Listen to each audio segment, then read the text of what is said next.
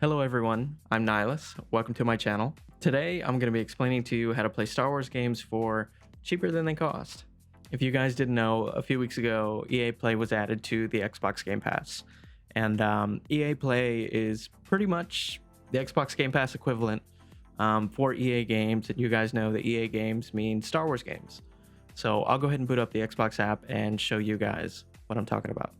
All right, whenever you boot up the Xbox app, they actually make it really easy for you. You're going to go ahead and see the EA Play banner right here, and it will show you all the different games that you'll get whenever you get the Game Pass. So I'm going to go ahead and click on the See All Games. One thing you guys will have to know is that you don't download any of the EA Play games through the Xbox app. Basically, what you do is you link your Xbox app with your EA desktop app, and then whenever you boot up the EA desktop app, after it's already linked, it will unlock all of the games it has available there. But just to show you some of the different games you will get whenever you sign up, one of the big ones for me, I would say, is Star Wars Squadrons. I personally haven't played the game yet. I know I probably should have by now, but it kind of worked out by not doing it because now I can play it with the Game Pass. I know they have Jedi Fallen Order, they have Battlefront 2, they have Titanfall 2, and a few other games that I'll go over here in a second.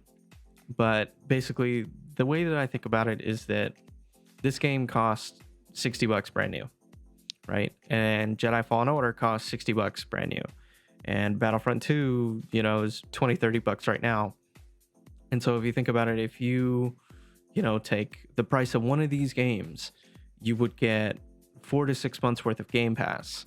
And honestly, is it going to take you 4 to 6 months to beat any one of these single games?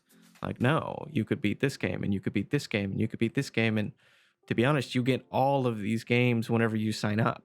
So I think, if you kind of do the math on it, for the price of 1 to 2 games, 1 to 2 new games per year, you guys would get, a whole bunch of other games with it. You would beat all these games and, you wouldn't own the game. But I mean, if you're kind of honest with yourself, how many of you replay single player games after you're done with it? Like, okay, maybe you beat it the first time and then you go back and you play on like a harder difficulty. But even after that, how much more do you play the game after that? For me personally, not very much, so, maybe you guys do. Maybe you guys just want to own the game and, that's fine. You don't have to do this, but, if you're like me and you're realistic about how much time you're going to put in one game after you're done with it, after you're done beating it for the first time, it's not very much. So I don't feel like I'm losing anything by not actually owning the game.